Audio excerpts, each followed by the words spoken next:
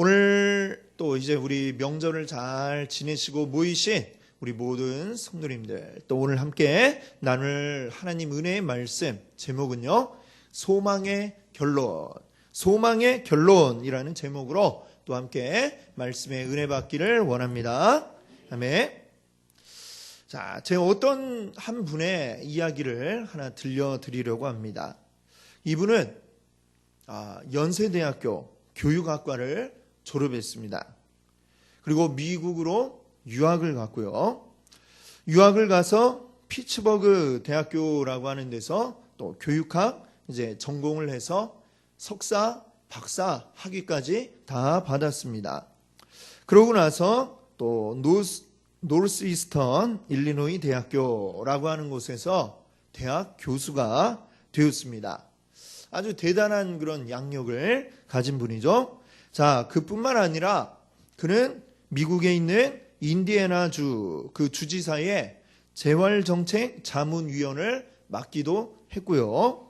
그리고 세계적인 봉사단체인 국제 로터리 클럽에서 또 청년봉사위원장이라는 또 역할을 하기도 했습니다. 그리고 또 후에는 미국 백악관까지 가서 정책 차관 보호로 활동을 하기도 하였습니다. 미국에서는 정책 차관 보호, 차관 보호 자리도 그냥 아무나 되는 것이 아니라 청문회, 청문회 아시죠? 우리나라는 어디까지 청문회 합니까? 장관이나 국무총리 선출할 때에 청문회를 하는데 미국에서는 이 차관 보도 그렇게 청문회를 한다고 합니다. 그러니까 아무나 되는 것이 아니죠. 철저하게 검증을 해서 될 사람이 되니까 굉장히 꽤 높은 직책이라고 할 수가 있습니다. 참 그렇게 된다는 게 아무나 되기 어려운 그런 큰 성공이라면 우리가 성공이라고 할 수 있을 텐데, 지금 말씀드리는 이분이 누군지 여러분 혹시 아십니까? 바로 우리나라 최초로 맹인으로서 그 박사 학위를 받은 강영우 박사입니다. 우리 얼마 전에 돌아가신 것을 알고 계실 텐데, 이 강영우 박사님에 대해서는 아마 여러분들 많이 들어서 알고 계실 것입니다. 날아오는 축구공에 맞아서 중학교 때 갑작스럽게 앞을 보지 못하게 되었죠. 그리고 그 사실이 너무나 충격이었던 이 어머니도 그 충격적인 사실에 시름시름 앓다가 금방 돌아가시게 되었습니다. 자, 어머니가 돌아가시고 나서 그 가정을 이끌 사람은 누나밖에 없었죠. 그 누나는 아직 10대의 어린 나이로 갑작스럽게 가족의 생계를 책임지기 위해서 봉제 공장에 들어가서 밤낮으로 일을 하다가 그만 과로사로 그 누나마저 죽고 말았습니다. 자, 갑작스럽게 실명을 하고 그리고 연달아 가족들이 죽게 되고, 이런 어떻게 보면 인생에 너무나도 큰 시련이 그에게 닥쳤습니다. 지금 아까 처음에 말씀드린 그런 화려한 이력과는 달리 너무나도 비참한 삶을 맞이했던 것이죠. 자, 그 수많은 사람들이 이런 시련이 왔을 때 그만 좌절하고 쓰러지게 참 쉬운데, 이 강영우 박사님은 그 속에서 소망을 가졌습니다. 앞을 못 보는 시각장애인, 그 시대에는 아무것도 할 수 있는 일이 없었습니다. 유일하게 할 수 있는 일은 맹아학교라고 있죠. 시각장애인들을 위한 학교에 가서 기술을 배우는 겁니다. 안마 기술을 배워서 안마를 하면서 사는, 이게 유일한 시각장애인의 그 할 수 있는 일이었지만, 이 강영우 박사님은 소망을 가졌습니다. 내가 평생 안마를 하면서 살 것이 아니라 나도 공부를 해야 되겠다. 그리고 장애인들을 위한 일을 나도 할 수 있기를 소망하겠다. 이렇게 소망을 가지고 강영우 박사님은 공부를 하였습니다. 그래서 검정고시로 고등학교 과정까지 다 마치게 되었습니다. 그러나 소망은 품었지만 그것을 이루어내는 과정은 쉽지 않았죠. 대학을 가기 위해서 시험을 치르려고 했는데 시각장애인을 위한 시험이 전혀 준비가 되어 있지 않았습니다. 그 이전에는 어떤 시각장애인도 대학 가겠다고 한 사람이 없었기 때문에 시각장애인을 위해서 어떻게 시험을 치러야 할지 아무런 제도도 없었고 준비도 되어 있지 않은 이런 상황이었죠. 그래서 이 강여우 박사님은 직접 대학을 찾아갔습니다. 그때 연세대를 찾아가서 여기는 기독교 학교가 아닙니까? 여긴 누구든지 다 하나님의 사랑을 받고 또 평등하게 또 공부할 수 있는 그런 학교가 아닙니까? 가서 이제 이야기를 하고 그 설득을 해갖고 따로 이 시각장애인인 강여우 박사님 위해서 그런 시험장을 이제 준비를 해주고 따로 시험을 볼 수 있게 배려를 해 주었습니다. 그 덕분에 딸 이제 시험을 치르고 그리고 그 과에서 10등의 그 성적으로 입학을 했다고 합니다. 자, 입학을 했어도 이 대학 안에는 장애인을 위한 시설 자체가 아무것도 없었고 이 도움 줄 수 있는 환경이 되지 않았죠. 하지만 또 이 강여우 박사님은 계속해서 기도하면서 또 많은 사람들의 도움을 받고 그 도움을 통해서 또 공부를 하면서 그 과에서 2등이라는 또 성적으로 아주 우수한 성적이죠. 그 2등을 하면서 또 졸업을 하게 되었습니다. 강여우 박사님 여기에서 또 만족하지 않고 내가 아예 이제 내친 김에 유학까지 한번 가봐야 되겠다 생각을 했습니다. 자, 아무도 그 이전에 가지 않았던 그 길을 말하자면 개척을 하면서 가는 것이죠. 자, 그 시대에는 지금처럼 뭐 내가 유학 가야지 마음 먹으면 갈 수 있는 게 아니라 나라에서 허락을 해줘야 갈 수가 있었는데 시각장애인이 유학을 간다? 아무도 거기에 찬성하지도 않았고 갈 수 있는 어떤 제도도 되어 있지도 않았고 법도 시각장애인은 갈 수 없게 되어 있는 상황이었습니다. 그러나 이 강여우 박사님은 한 사람 한 사람 관계자들을 찾아가서 그들을 이야기하고 설득하고 그렇게 해서 이분이 마침내는 해외 미국에 유학까지 가게 되었던 것이고 그 결과 유학을 하고 최초로 시각장애인 최초로 석사, 박사학위를 받고 대학 교수까지 이제 그 소망을 이루게 된 것이죠. 많은 시각장애인들에게 한마디로 빛이 되는 그 길을 열어주는 일을 이 강여우 박사님이 하신 것입니다. 우리가 지난 2월 한 달간은 우리 소망을 주제로 여러분께 말씀을 드렸습니다. 우리 주님 안에서 꿈을 가지고 그리고 소망을 품는 것, 우리 모든 성도에게는 너무나도 소중한 일일 것입니다. 자, 근데 오늘 말씀드린 제목과 같이 오늘 제목이 뭐였죠? 소망의 결론이죠. 결론. 소망을 품는 것으로 끝나면 되지 않고요. 이 소망의 결론이 우리에게 있어야 하는 것입니다. 소망의 결론은 무엇일까요? 소망의 결론이 뭘까요? 간단하지 않습니까? 꿈을 꾸었습니다. 그러면 어떻게 해야 됩니까? 꿈을 이루어야죠. 그렇죠? 이 꿈이 현실이 되도록 해야 하는 것입니다. 이것이 바로 우리 소망의 결론인 것입니다. 내가 꿈을 꾸었는데 그냥 꿈으로만 그쳐버리고 나는 아무것도 하지 않고 가만히 있으면 그런 거는 뭐라고 그럽니까? 소망이라는 말을 붙일 자격도 되지 않습니다. 그런 건 뭐죠? 개꿈. 예, 개꿈이죠. 개꿈. 예. 자, 그런 이야기가 있더라고요. 로또 1등을 꿈꾸는 사람들의 90%는 로또를 사지 않는다는 이야기가 있습니다. 예, 여러분 어떠십니까? 여러분 늘 꿈꾸시죠? 나도 1등 한번 당첨돼 봤으면. 그런데 그 꿈만 가지고 이제 실제로는 로또를 구입하지 않는다는 것이죠. 자, 로또의 확률을 말씀드렸죠? 지난주에 말씀드린 것 같은데 얼마나 되는 확률입니까? 하루에 벼락을 2번 맞았는데 2번 맞고도 살아날 확률로 1등에 당첨이 된다고 그래요. 그렇죠? 근데 어찌됐거나 그 확률로라도 당첨이 되려면 일단은 뭘 해야 되는 겁니까?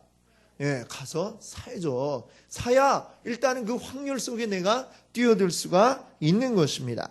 자, 우리의 소망, 여러분이 가지고 있는 소망, 어떤 소망인지, 어쩌면 로또보다도 더 힘든 확률의 소망을 품고 있는지 모르겠습니다. 그러나 그 모든 소망에 결론이 있는 여러분들 되시기를 바랍니다. 아멘. 오늘 우리가 함께 읽은 본문 말씀에 나오는 맹인 거지 바디메오.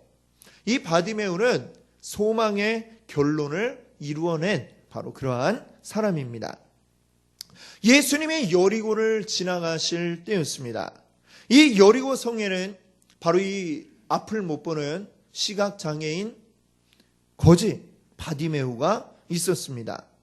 자, 모든 장애라고 하는 것, 우리 몸에 있는 장애라고 하는 것은 참 우리를 불편하게 만드는 것이죠.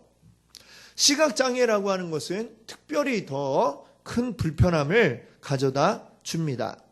그 시각장애로 인해서 앞을 보지 못하고 제대로 다닐 수가 없는 것, 이것은 시각장애가 가져오는 1차적인 그러한 고통이라고 할 수가 있습니다. 그러나 시각장애, 몸이 불편한 걸로 끝나는 것이 아니고요. 이 1차적인 고통에서 파생되는 2차적인 또 3차적인 이러한 고통들이 계속해서 더 많이 밀려오게 되는 것입니다. 자, 우선 한번 본다면 그 당시 이스라엘 사람들의 일반적인 생각은 사람이 병에 걸리거나 또 장애를 가지게 되었을 때에 이러한 것들의 원인이 죄 때문이다라고 그 당시의 사람들은 생각을 했습니다. 요한복음 9장을 보시게 되면 한 태어날 때부터 앞을 보지 못하는 시각장애인의 이야기가 나옵니다.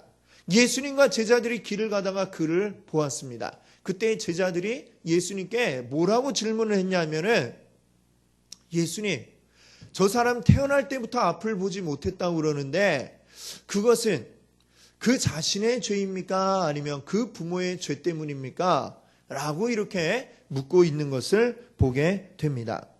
이 질문에 예수님은 그 누구의 죄도 아니다 말씀하셨죠. 그런데 제자들이, 예수님의 제자들인 자들도 그 시각장애를 보면서 이게 누구 죄 때문이에요? 라고 묻는 걸 보면 그 당시엔 일반적인 사람들의 생각이 뭐 아프고 또 병들고 하는 모든 게 다 이게 그 사람이 죄를 지었기 때문에 하나님께 벌 받는 것으로 생각을 하고 있었다는 것입니다. 자, 더군다나 우리 이 51절에 보면 바디메오가 예수님께 자, 보기를 원하나이다 이렇게 얘기하고 있어요. 자, 근데 이 부분을 헬라어, 이제 성경에 쓰여 있던 원래 쓰여진 그 헬라어 원문을 보게 되면 그 원래 가지고 있는 뜻은 뭐냐면 다시 보기를 원합니다 라고 이런 뜻으로 우리가 해석할 수가 있습니다. 다시 보기를 원합니다. 이게 무슨 뜻일까요? 이 바디메오는 태어날 때는 볼 수 있었다는 얘기죠. 그러다가 중간에 마치 강영우 박사님처럼 어떤 사고를 당한다든지 아니면 어떤 병에 걸렸다든지 해서 앞을 보지 못하게 된 상황이라는 것입니다. 제가 어떤 원인에 의해서 지금 앞을 보지 못하는데 다시 보기를 원합니다 라고 예수님께 얘기했다는 거죠. 자, 앞을 보는 상황에 있다가 사고나 병 때문에 앞을 보지 못하게 됐을 때 그 상실감은 굉장히 클 것입니다. 갑작스럽게 앞을 보지 못하게 될 때에 마음에 겪는 그 심적 고통은 아마 이루 말로 할 수 없을 것입니다. 그런데 더군다나 주위에서는 뭐라고 이야기합니까? 너 무슨 죄를 지어갖고 이렇게 갑자기 앞을 보지 못하게 된 거야? 라면서 그의 마음을 후벼 파는, 그의 마음을 괴롭게 하는 이러한 말들을 사람들이 하고 있는 것이죠. 자, 그것이 이 바디메오의 정말 이 마음에 얼마나 큰 고통이었을까라고 하는 것을 우리가 짐작해 볼 수가 있습니다. 자, 그뿐만이 아니죠. 바디메오는 이제 앞을 보지 못하기 때문에 남들처럼 일을 할 수가 없습니다. 남들 정상적인 일반 사람들이 일하는 일들을 바디메오는 할 수가 없었던 것입니다. 그가 할 수 있는 일, 사람들 앞에 나아가서 누군가 사람들 많이 지나다니는 길로 그를 인도해 주면 그곳에 하루 종일 앉아서 또는 엎드려서 사람들에게 손을 내밀고 구걸을 해서 먹고 사는, 이것이 그가 할 수 있는 유일한 길이었습니다. 사람들에게 구걸을 해서 먹고 산다는 것, 참 얼마나 힘든 일입니까? 예, 우리가 볼 때에는 또 이거 우리가 그런 사람들 보고 뭐라 그러죠? 이 빌어먹을 하면서 이렇게 얘기를 하죠. 마치 욕과 같습니다. 구걸을 한다는 것 자체가 사람들이 매우 천하게 생각하는 그런 일이죠. 사람들의 무시를 당하고 또 자신은 한껏 바닥으로 낮추어서 사람들에게 동정심을 유발을 해서 그렇게 한 푼 두 푼 벌어서 먹고 살 수밖에 없는 거지의 삶을 이 바디메오가 살아갑니다. 그나마도 거지에서 풍족하게 여유롭게 삽니까? 너무나도 어려운 삶이죠. 간신히 겨우 입에 풀칠이나 해서 먹고 사는 그러한 정도의 생활 수준밖에는 살 수가 없었던 것이죠. 그의 마음으로나 아니면 육신으로나 모든 면에서 괴롭고 고통스러운, 더 나아가 절망스러운 이러한 삶을 이 바디메오는 살아가고 있었습니다. 자, 그런 바디메오에게 한 가지 소망이 생깁니다. 그 소망은 그가 구걸하는 가운데 지나가는 사람들이 하는 이야기를 듣게 되었던 것이죠. 다른 동네에 예수라고 하는 분이 있는데 이 예수는 많은 사람들을 고쳐주신다더라. 병에 걸린 사람들의 병을 낫게 해준다더라 라고 하는 소문을 듣게 되었습니다. 그 예수님은 주로 예루살렘과 갈릴리에서 일하신다고 하는데 자기는 지금 여리고에 있죠. 언제 한번 나도 예수님 만날 수 있는 기회가 있다면 좋을 텐데 내가 눈이 보인다면 예루살렘까지 찾아가서 낫게 해달라고 하겠지만 이 앞이 보이지 못하니 예루살렘까지 가지도 못하고 그저 그냥 여리고에 머물러 있을 뿐이었습니다. 자, 그랬던 이 바디메오에게 희소식이 들리죠. 예수님이 여리고에 오셨다는 것입니다. 예수님이 여리고에 오셨다. 매우 큰 소망을 이제 품게 된 것입니다. 자, 이제 예수님의 입장에서 한번 또 오늘 말씀을 생각해 보겠습니다. 예수님이 갈릴리에서 일하시다가 예루살렘으로 지금 가시는 길입니다. 그런데 예수님이 그 길 중에 여리고에 들르셨다. 이것은 사실 우연이 아닙니다. 모든 예수님이 하시는 일이 다 우연이 아니라 계획이 되어 있고 그 가운데 하나님의 뜻을 가지고 이 모든 일들을 해 나가셨지만 특별히 오늘 이 예루살렘 가는 길에 여리고에 들르신 것은 결코 쉽게 나올 수 있는 길이 아니었다는 것이죠. 그 당시에 갈릴리는 북쪽에 있고 그 다음에 예루살렘은 남쪽에 있습니다. 이곳을 오는 길이 한 4종류의 길이 있습니다. 4가지 길이 있는데 첫 번째 길은 이제 뭐냐면요. 지중해 해안길입니다. 서쪽으로 보면 지중해 해안을 타고 쭉 좋은 길이 나 있습니다. 지중해 해안길, 약간은 좀 돌아서 이렇게 가는 길이긴 하지만 아주 평탄하게 해안을 따라 쭉 펼쳐진 길을 가기 때문에 사람들이 주로 갈릴리와 예루살렘을 왕래할 때에 주로 갔던 길이 바로 이 지중해 해안 길이었다고 합니다. 자, 그리고 또 하나의 길은, 두 번째 길은요, 갈릴리와 예루살렘을 잇는 최단거리 길인데 그 길은 무슨 길이냐면 사마리아를 통과하는 길입니다. 근데 그 당시에 예루살렘, 이 유대인들은 사마리아인들을 정말 개처럼 취급을 했었습니다. 사람이라고도 생각을 안 하고 그렇게 아주 무시하는 가운데 있었기 때문에 굳이 사마리아 지역은 통과하려 하지 않았습니다. 그들과 마주치는 것조차도 기분 나빠했기 때문에 이 길은 사실 아무도 가지 않는 그런 길이었죠. 오직 예수님만 그 길로 가시면서 사마리아 사람들과 왕래하시고 또 사마리아의 한 우물가에서 한 여인을 또 만나시는 이런 일이 있었던 것을 여러분들 알고 계실 것입니다. 그 다음에 세 번째 길은요, 아예 강을 건너서 요단강을 건너서 요단강 동편으로 쭉 내려오는 이 길은 왕의 대로라고 이렇게 불려지는 길입니다. 이 요단강 동편에는 초원이 쭉 펼쳐져 있는데요, 그 초원에 나 있는 이 길은 굉장히 넓고 아주 큰 길이었습니다. 그래서 왜 왕의 대로냐면 왕들이 전쟁을 할 때에 큰 군대를 이끌고 그 큰 길로 이제 내려오곤 했기 때문에 이 길이 왕의 길이라고 불려집니다. 자, 그런데 마지막으로 네 번째 길이 이제 예수님이 택하신 길인데요, 요단강을 건너지 않고 요단강을 따라서 쭉 내려오다가 이제 여리고를 통해서 서쪽으로 해서 쫙 올라가면 거기가 바로 예루살렘이 됩니다. 자, 이 길은 어떤 길이냐면요, 굉장히 길이 거칠고 험합니다. 산을 막 넘고 골짜기를 지나 이렇게 가야 되는 길이기 때문에 예수님 비유 가운데 선한 사마리아인의 비유 아시죠? 선한 사마리아인, 이 비유에 보면 강도 만난 한 사람이 있습니다.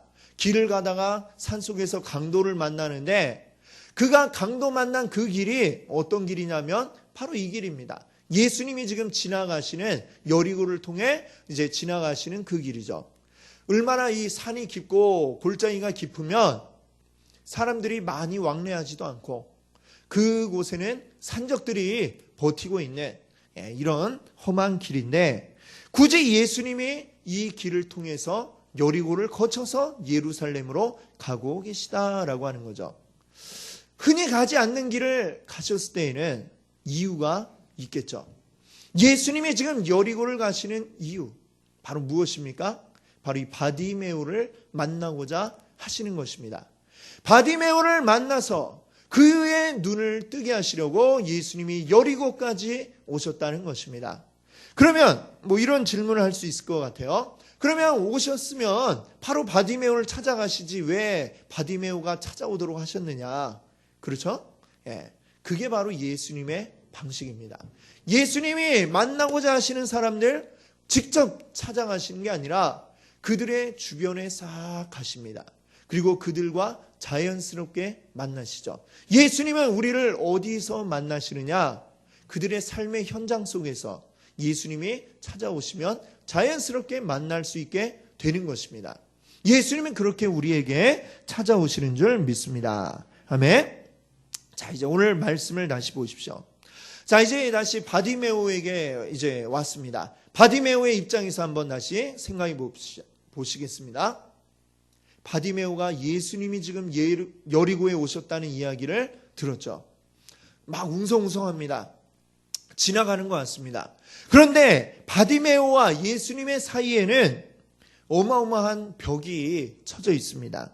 46절을 보니까요, 예수께서 제자들과 허다한 무리와 함께, 허다한 무리들이 지금 예수님의 주변을 둘러싸고 예수님과 함께 지나가고 있다는 것이죠. 그 허다한 무리들을 뚫고 지나가야 이 바디메오가 예수님을 만날 수가 있는 것입니다. 이 바디메오의 소망을 이루기 위해서는 예수님과 그 바디메오 사이에 넘기 어려운 커다란 벽이 있는 것이나 마찬가지죠. 앞을 못 보는 사람이 어떻게 그 많은 사람들을 뚫고 예수님에게까지 갈 수가 있겠습니까?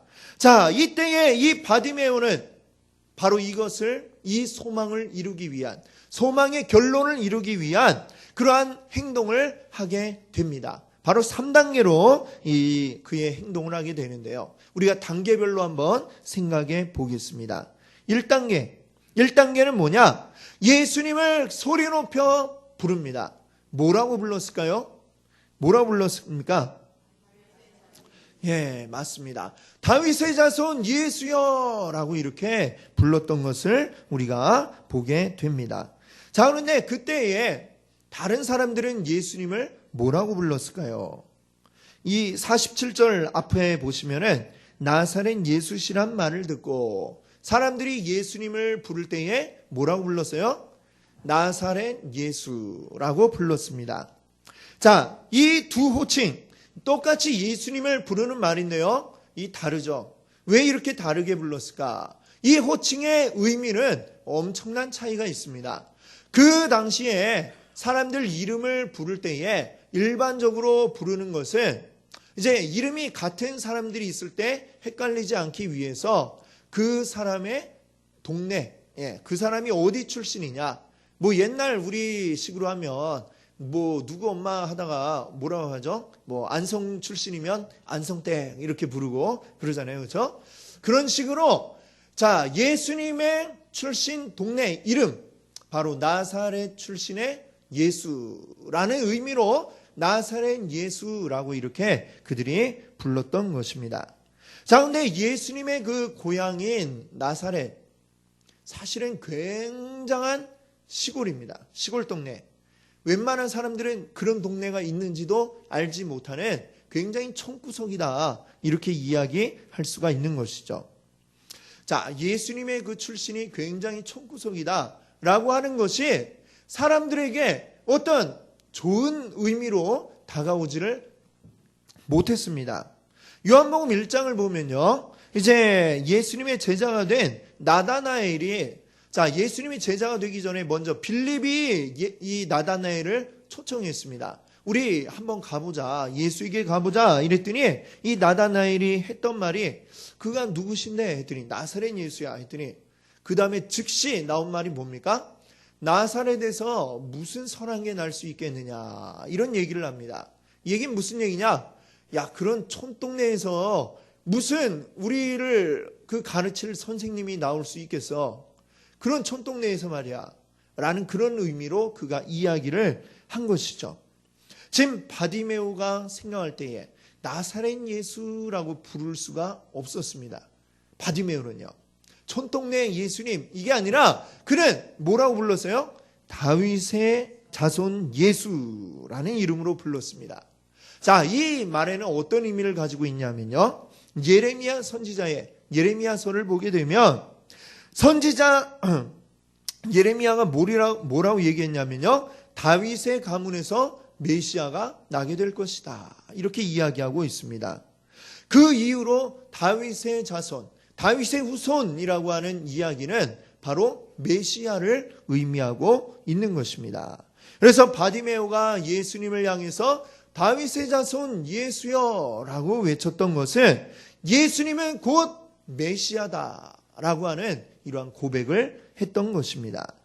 바디메오가 다윗의 자손 예수여 라고 외칠 때에 이 주위 사람들은 예수님 주변에 있던 사람들이 얼마나 이 바디메오의 소리가 큰지 아우 시끄러 하면서 그로 하여금 얘기를 못하게 소리를 지르지 못하게 했습니다.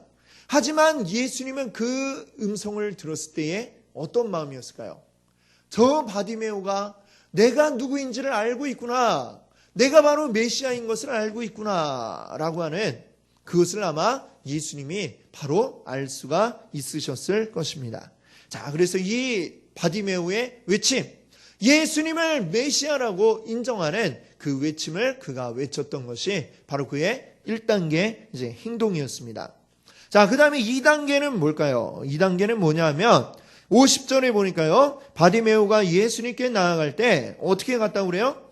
겉옷을 내버리고 뛰어 일어나 예수께 나오거늘. 자기가 입고 있던 겉옷을 확 벗어버리고 예수님께로 갔다는 것입니다. 자, 근데 이 겉옷 우리가 그냥 뭐 이렇게 위에 뭐 하나 입고 있다가 이거 그냥 벗어놓고 뛰어가는 그런 의미하고는 그 시대의 겉옷은 많이 다릅니다. 이 시대의 겉옷은 뭐냐 하면 쉽게 얘기하면 우리 재산 목록에 포함되는 그 정도의 가치가 있는 것이 바로 겉옷이었습니다.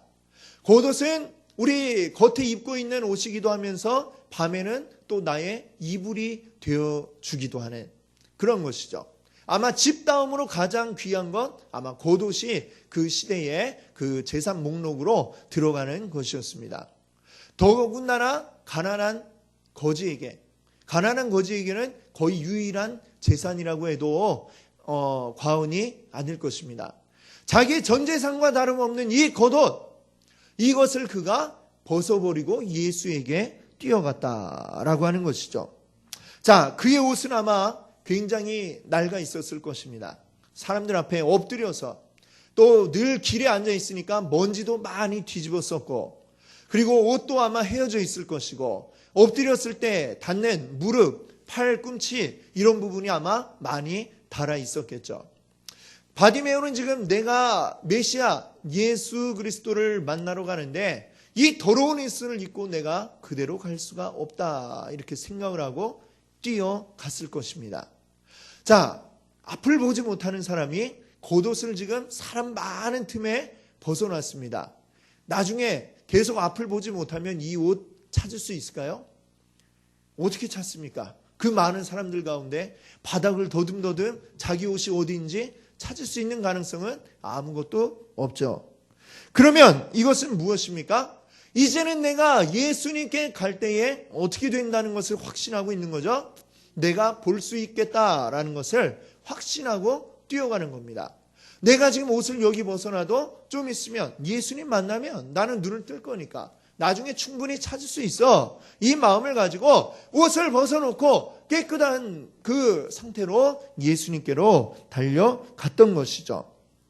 예수님 앞에 나아갈 때에 바디메오는 자신의 전 재산을 그냥 다 내려놓은 것입니다.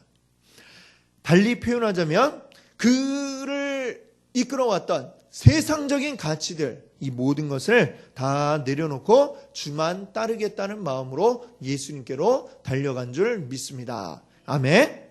자, 이제 3단계입니다. 바디메오가 행했던 3단계 무엇입니까? 길에서 따르니라 라는 것이죠. 예수님을 소망으로 붙잡은 이 바디메오, 마침내 예수를 길에서 따랐다고 52절이 이야기합니다.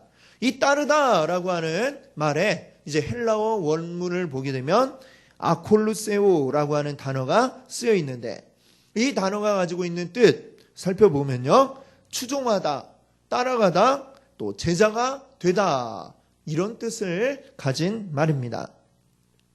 누가복음 5장에 보면 베드로가 예수님 만났을 때에 자기가 사용하던 배, 금을 다 내려놓고 예수님의 제자가 되었다라고 할 때에 그때에도 같은 단어가 쓰여 있습니다. 그러니까 지금 바디메오가 예수님을 따른다라고 하는 것은 그냥 그 뒤를 쫓아갔다는 이야기가 아니고 무슨 의미입니까? 예수님의 제자가 되었다라고 하는 그런 의미를 가지고 있는 것입니다. 여러분, 성경을 읽어보면 예수님이 고쳐주신 수많은 사람들이 나옵니다. 근데 그 중에 이름이 기록되어 있는 사람 몇 명이나 있을까요? 이름까지 기록되어 있는 사람은 거의 없습니다. 거의 없죠.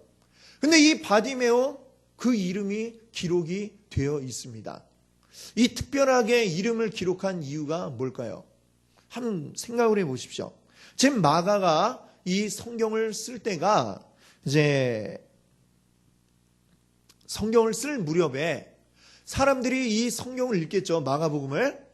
약 한 AD 60년경에 이 마가복음이 쓰여지는데, 그때의 교회 성도들에게 이 책을 읽히기 위해서 마가복음을 씁니다. 예수님이 어떤 분이셨나 이걸 쓰는데, 자, 그때의 이 바디메오의 이름을 같이 기록을 했다는 얘기는 이것을 읽을 사람들이 그 이름을 알고 있다는 것을 의미하는 것이 아니겠습니까?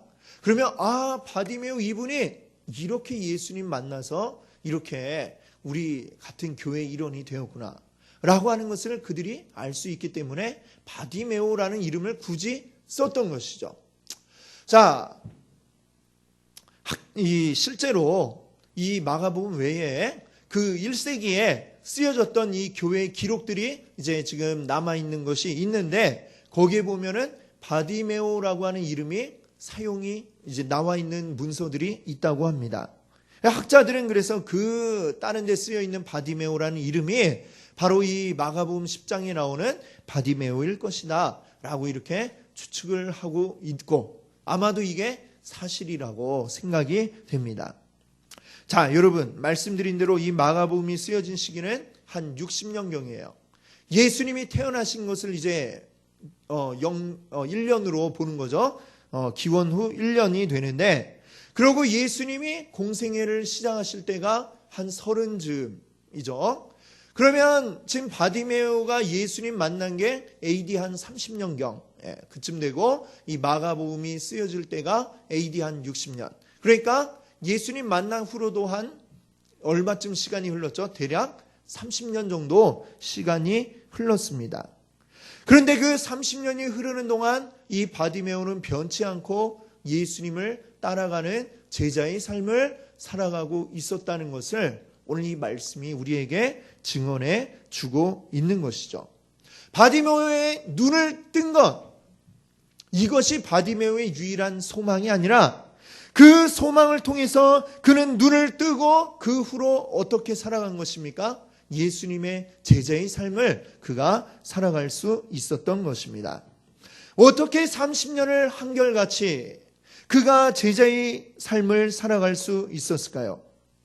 절망 가운데 있던 바디메오에게 빛을 비추어 주신 주님, 또 거지에서 사역자로 이제는 불러주신 예수님, 그리고 자기를 만나기 위해서 일부러 여리고까지 오셔서 만나 주셨던 이 주님의 사랑을 알았기 때문에 바디메오는 30년을 한결같이 예수님 말씀대로 살아가기 위해 힘쓰고, 그리고 이 성경의 이름이 기록될 정도의 그러한 삶을 그가 살 수가 있었던 것입니다. 그의 소망은 단순하게 눈을 뜨는 것으로 끝나는 것이 아니었습니다. 그를 눈뜨게 해주신 그 사랑을 붙잡고, 그리고 이제는 그가 볼 수 있는 두 눈을 가지고 자기를 붙잡아 주었던 예수 그리스도를 위해 예수 그리스도의 제자로 살아간 것입니다. 아멘. 바디메오와 같이 이 세상의 겉옷을 벗어버리고 우리 신실하게 주님의 제자로 살아갈 때에, 그때 우리는 비로소 깨달을 수 있을 것입니다. 행복은 우리 인생의 목적이 아니라 주님을 소망으로 삼고 주님과 함께 걸어가는 사람에게 주시는 바로 하나님의 선물임을 말입니다. 아멘. 우리 주님을 소망으로 삼고 우리 소망의 결론을 이루어 가시는 우리 귀한 성도님들 되시기를 바랍니다. 기도합니다.